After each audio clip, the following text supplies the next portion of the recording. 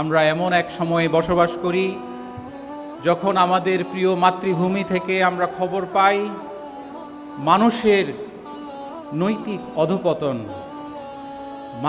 মানুষের বিপদগামিতার বিভিন্ন করুণ চিত্র। এই গত কয়েক সপ্তাহের মধ্যে যে খবরগুলো আমাদের আসলো, মায়ের পেটের শিশু জন্মলাভ করার আগেই মায়ের পেটে গুলিবিদ্ধ হচ্ছে,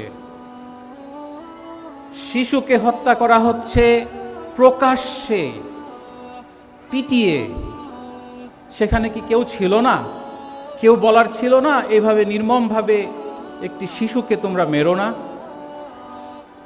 পায়খানার রাস্তায় কম্প্রেসার দিয়ে হাই স্পিডে বাতাস দিয়ে শিশুকে হত্যা করা হয়েছে আমাদের প্রিয় জন্মভূমি বাংলাদেশে, পৃথিবীর তৃতীয় বৃহত্তম মুসলিম দেশ। এই চিত্রগুলো কি এনাফ না?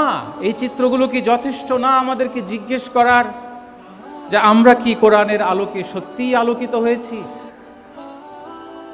যদি না হয়ে থাকি, আসুন কোরআনের ব্যাপারে আমরা সচেতন হই।